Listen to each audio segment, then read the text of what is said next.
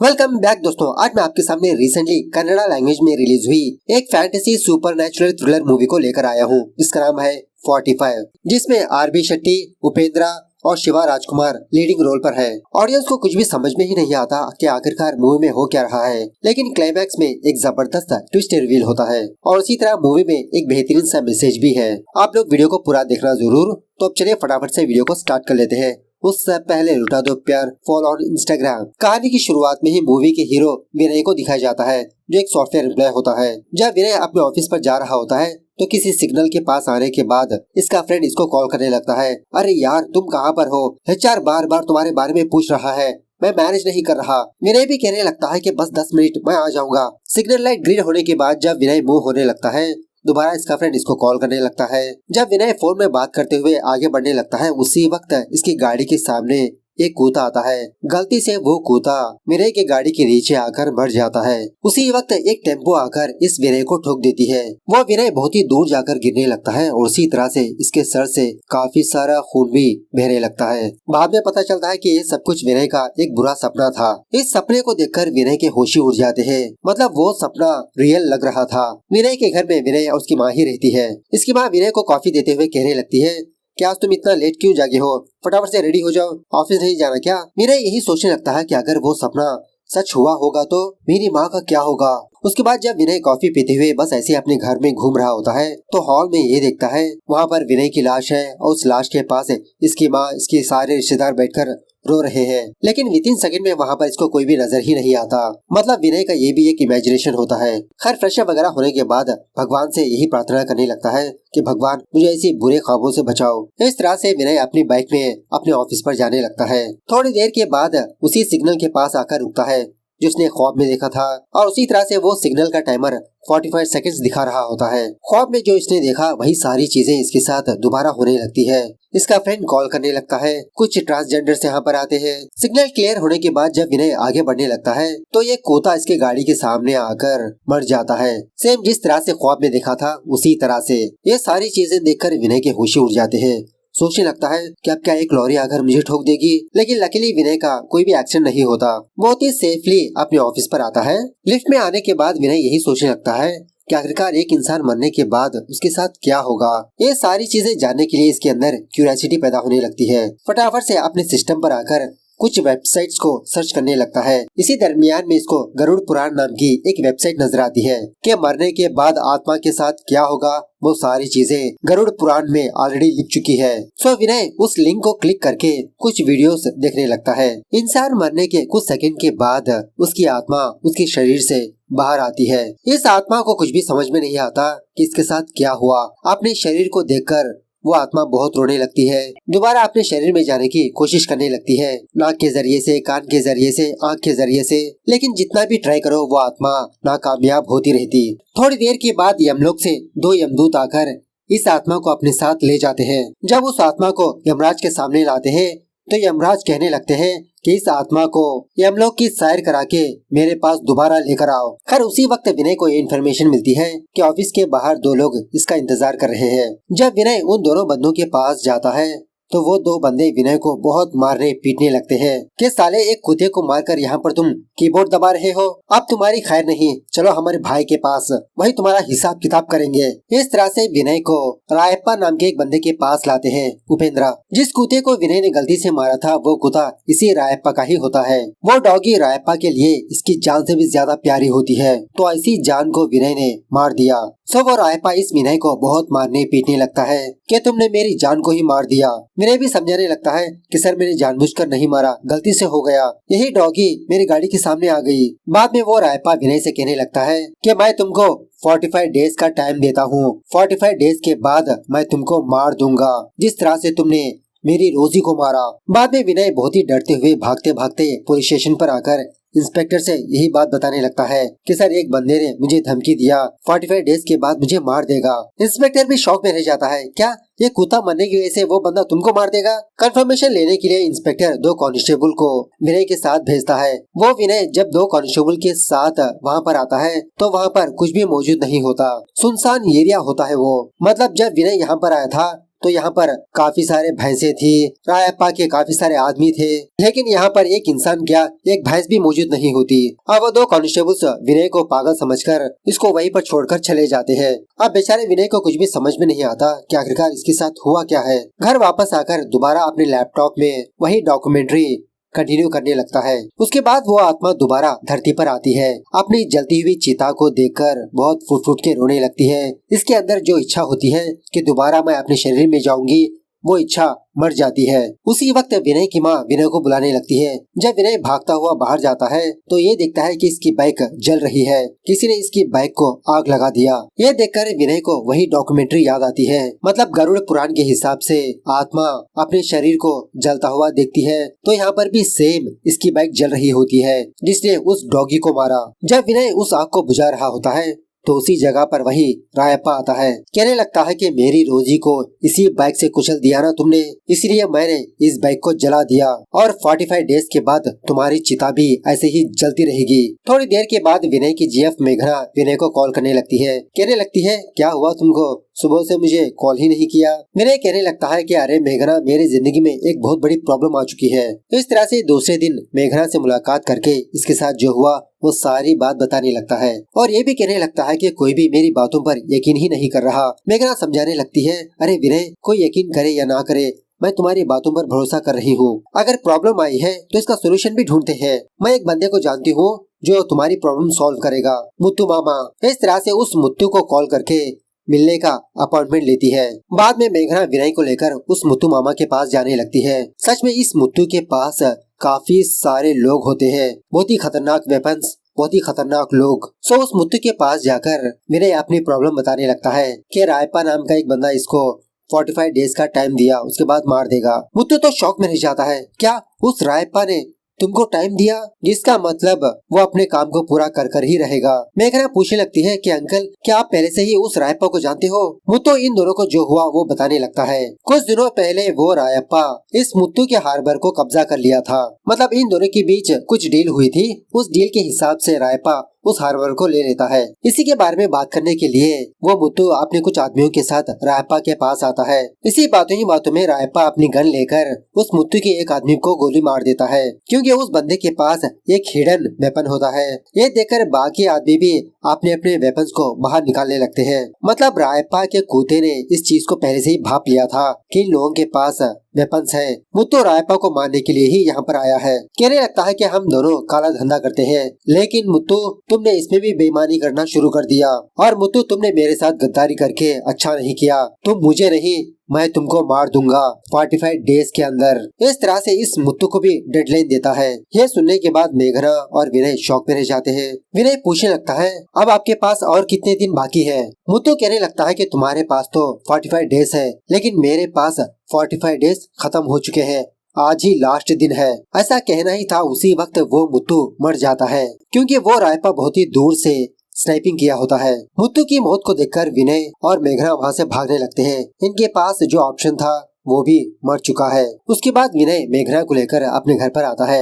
मतलब मेघना जब जब इसके घर पर आती जाती रहती है। सो घर आने के बाद विनय को उसी मुत्तू की मौत याद आती रहती है कि पता नहीं कैसे वो रायप्पा इसको मारेगा। दोबारा अपना लैपटॉप ओपन करके वही गरुड़ पुराण की डॉक्यूमेंट्री कंटिन्यू करने लगता है। वो आत्मा आसमान पर जाकर एक नया शरीर को बनाने लगती है। पहले एक छोटे से कण से इसका दिमाग बनता है, उस दिमाग से नर्वस सिस्टम बनते हैं, उसके बाद शरीर, मसल्स, बोन्स, फाइनली इसको सारे सेंस भी आने लगते हैं, देखना, सुनना, महसूस करना। अब इस सारे प्रोसेस के दरमियान में जो बंदा मरा होता है ना, उस बंदे के फैमिली वाले दिन ब दिन पूजा करते रहते हैं। उसी पूजा के हिसाब से इसका शरीर भी फॉर्म होने लगता है। खैर दूसरी तरफ वो रायप्पा अपने डॉगी को याद करके बहुत फील होते रहता है कि किस तरह से उस डॉगी को उसके बचपन से पाला पोसा बड़ा किया, और वो डॉगी भी इस रायप्पा का अच्छे से साथ दे रही थी। दूसरी तरफ बेचारा विनय अपने डेज गिनते रहता है। धीरे धीरे इसका डेथ डे आगे आते रहता है। उसके बाद एक दिन विनय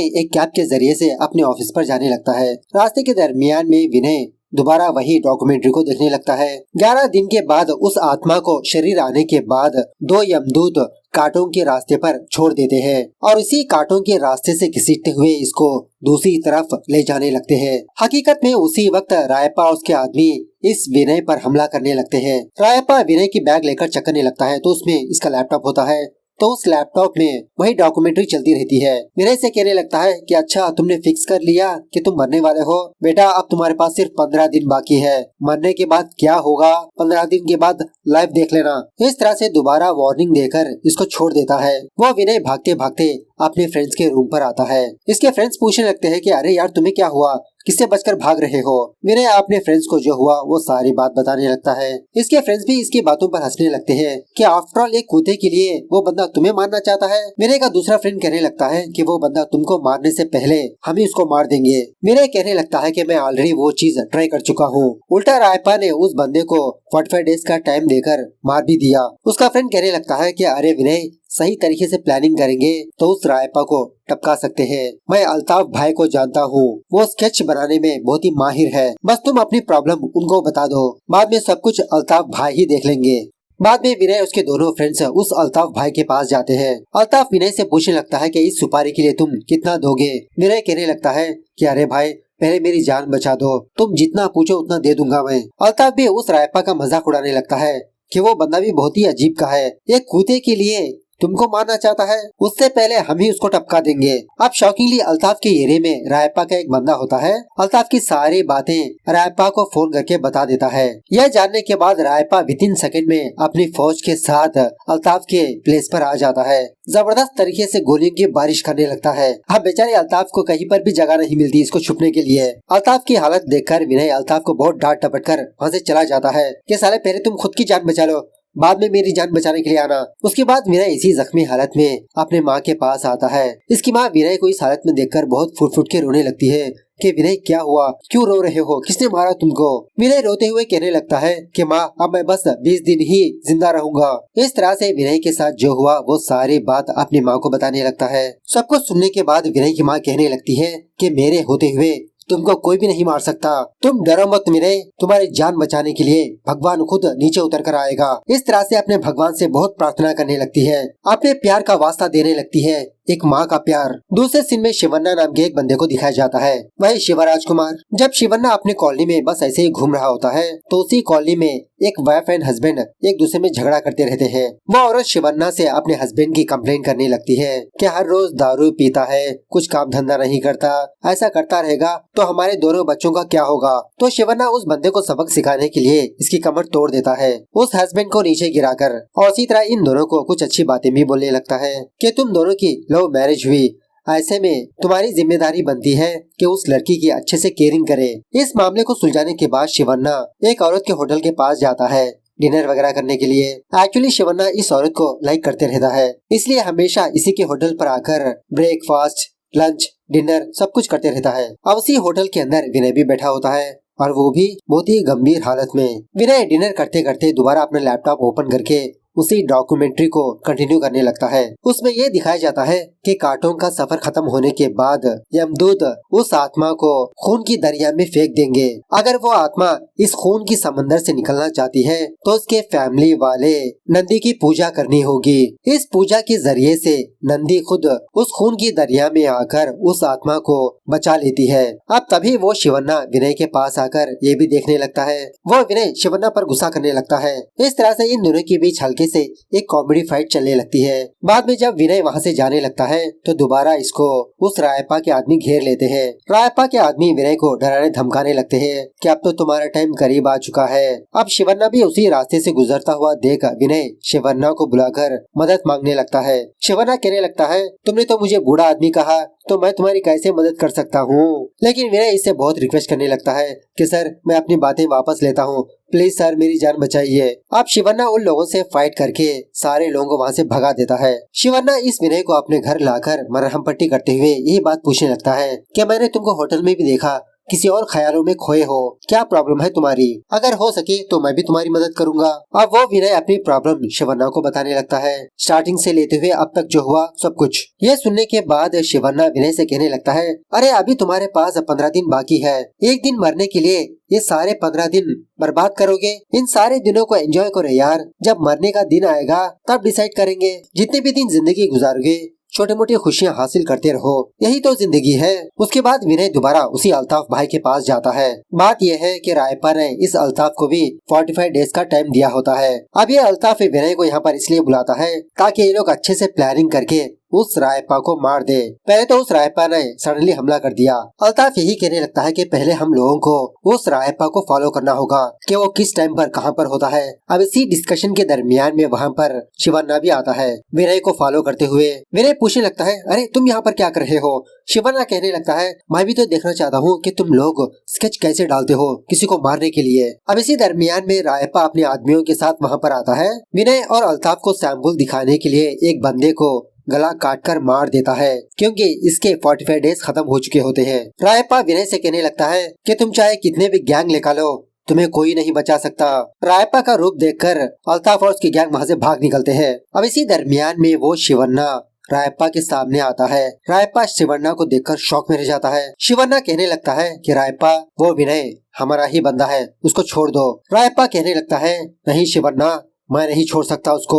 उसने क्या किया है पता है तुमको? मेरी रोजी को मारकर बिना पीछे पलटकर देखे चला गया। विनय से कहने लगता है कि अब तुम्हारे पास 45 डेज का टाइम नहीं, मैं कभी भी तुमको मार दूंगा क्योंकि तुम्हारे मेरे बीच में शिवन्ना आया है। शिवन्ना भी चैलेंज करने लगता है कि देखता हूँ मैं भी मेरे होते हुए तुम विनय को कैसे मारोगे। खैर थोड़ी देर के बाद विनय की जीएफ मेघना विनय को रोते हुए फोन करके अपने स्पॉट पर बुलाने लगती है। जब विनय मेघना के पास जाता है तो इसको ये बात पता चलती है कि मेघना के घर वालों ने इसकी एंगेजमेंट करवा दिया। विनय कहने लगता है कि मेघना सिर्फ एंगेजमेंट हुई ना, इस अंगूठी को निकाल दो, चलो मेरे साथ चलो। लेकिन मेघना विनय के साथ जाने से मना करने लगती है कि मैं तुम्हारे साथ नहीं आ सकती विनय। तभी वहाँ पर रायप्पा के आदमी आते हैं। मेघना को देखकर इसे छेड़खानी करने लगते हैं कि मौसम अच्छा है, बारिश भी हो रही है, चलो हम सारे लोगों को हल्के से गर्माहट दे दो। इनकी ये हरकत देखकर विनय बहुत गुस्से में आकर उन सारे लोगों को जबरदस्त तरीके से मारने पीटने लगता है। फाइनली विनय बहुत दुखी होकर मेघना को कांग्रेचुलेशंस बोलकर वहाँ से चला जाता है। मेरी जिंदगी का क्या है भरोसा मेघना, कल या परसों चली जाएगी, तुम खुश रहो। रायप्पा ये बात जानने के बाद विनय को मारने का प्लान बनाने लगता है, मतलब स्नाइपिंग करने लगता है। लेकिन विद इन सेकेंड में विनय इसको नजर ही नहीं आता क्योंकि शिवन्ना उस विनय को इसके ऑफिस के पास आकर पिक करने लगता है। यह देखकर रायप्पा एक बड़ी सी लॉरी लेकर उन दोनों को फॉलो करने लगता है। इसके रास्ते में जो भी गाड़ी या बंदा आता सारे लोगों को कुचलते हुए आगे बढ़ते रहता है। ये चेजिंग सीन बहुत ही मस्त है। अब शिवन्ना भी कुछ कम नहीं होता, विनय को अपनी बाइक में बिठाकर जबरदस्त तरीके से ड्राइविंग करते रहता है। जैसे तैसे शिवन्ना विनय को रायप्पा से बचा ही लेता है। उसके बाद शिवन्ना विनय को लेकर मेघना के रिसेप्शन पर जाता है। अब विनय ने डॉक्यूमेंट्री में ये देखा था कि वो आत्मा किसी और प्लेस पर जाती है जहाँ पर ठंडी हवाएं होती है, बहुत सारी गर्मी होती है और इसी तरह से काफी सारी हवाएं भी चलने लगती है। तो वैसे ही सेम फीलिंग्स विनय के साथ भी होने लगती है, कभी ठंडा होने लगता है, कभी गर्म होने लगता है। शिवन्ना विनय को संभालते हुए कहने लगता है कि विनय, जिस तरह से मरने के बाद हमारे साथ कोई भी नहीं आता, उसी तरह से हमारी जिंदगी में कुछ लोग हमारा साथ नहीं दे पाते। बाद में शिवन्ना विनय को उसके घर के पास ड्रॉप करके वो चला जाता है।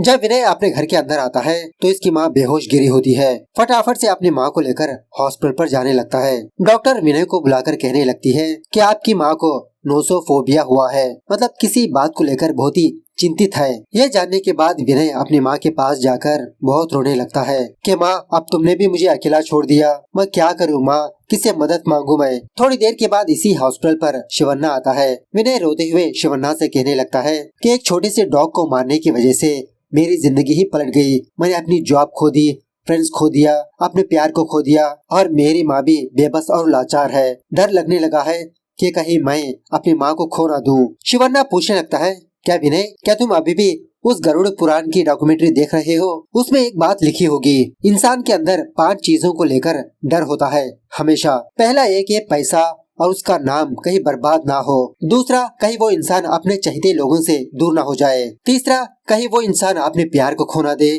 चौथा, कहीं वो अपने फैमिली को खो ना दे।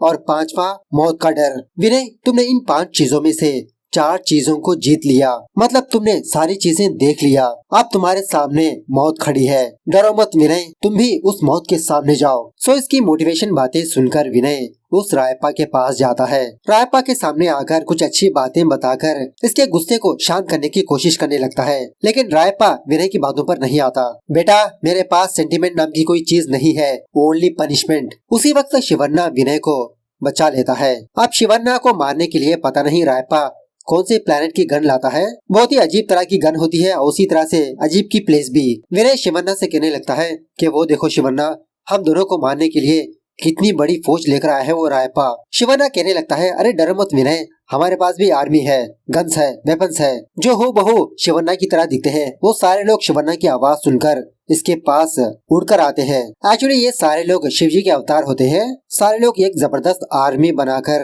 रायप्पा और उसके आदमियों से फाइट करने लगते हैं। ये क्लाइमैक्स सीन भी बहुत ही धांसू है। फाइनली शिवन्ना रायप्पा के सारे लोगों को मार देता है, सिर्फ रायप्पा अकेला ही बचता है। रायप्पा कहने लगता है कि मुझे ऑलरेडी पता था, अगर तुम इन्वॉल्व हो गए तो विनय को मैं मार नहीं सकता। ये दोबारा प्रूव हो गया। बातों ही बातों में रायप्पा धोखे से विनय के सर पे वार कर ही देता है, लेकिन इसके बावजूद भी विनय नहीं मरता। शिवन्ना से कहने लगता है कि शिवन्ना, देखा आपने, उसने मुझे सर पर मारा लेकिन फिर भी मैं नहीं मरा। आपने सही कहा था कि मैंने मौत को जीत लिया। शिवन्ना कहने लगता है कि विनय, मैं तुमको कुछ बातें बताना चाहता हूँ, ध्यान से सुनो। विनय, जब तुमने पहली बार ख्वाब देखा था ना कि तुमने एक डॉग को मार दिया, उसके बाद तुम्हारा एक्सीडेंट हुआ, एक्चुअली वो कोई ख्वाब नहीं था, वो हकीकत थी। उसी टाइम तुम्हारी मौत हो गई थी। उसके बाद तुम्हारी जिंदगी में जो भी हुआ वो सब कुछ मेरी लीला है। मैं ही भगवान हूँ, गॉड इज ग्रेट। तुमको तुम्हारे तरीके से सिखाने के लिए मैंने एक मूवी बनाई और उस मूवी का मेन कैरेक्टर तुम ही हो। तुम्हारा एक्सीडेंट होने से पहले तुमने कुछ गलतियाँ की। पहला ये कि ड्राइविंग करते समय तुमने अपना फोन इस्तेमाल किया और उसी तरह से हेलमेट भी नहीं पहना। एक्चुअली विनय, बात यह है कि तुमने जिस डॉग को मारा वो कोई डॉग नहीं है, वो यम धर्मराज की भैंस थी, और जो रायप्पा है वो खुद यम धर्मराज है। रायप्पा तुमको ले जाना चाहता था और मैं तुम्हारी माँ की भक्ति से प्रसन्न होकर तुम्हारा रास्ता क्लियर कर रहा था। और उसी तरह विनय, रायप्पा और शिवप्पा और कोई नहीं, तुम्हारे पाप और पुण्य के काम। अगर तुम्हारे पुण्य ज्यादा होंगे तो वही पुण्य तुमको नरक लोक से बचाएगा। उसके बाद ये दोनों विनय को उसकी माँ को दिखाने लगते हैं। विनय की माँ विनय का पिंडदान करती रहती है, लास्ट 45 डेज का पिंडदान। इस तरह से फाइनली ये मूवी यहाँ पर दी एंड होती है। तो मूवी कैसे लगी कमेंट करके बताना जरूर। मिलते हैं अगली वीडियो में, तब तक take care, bye bye, see you soon.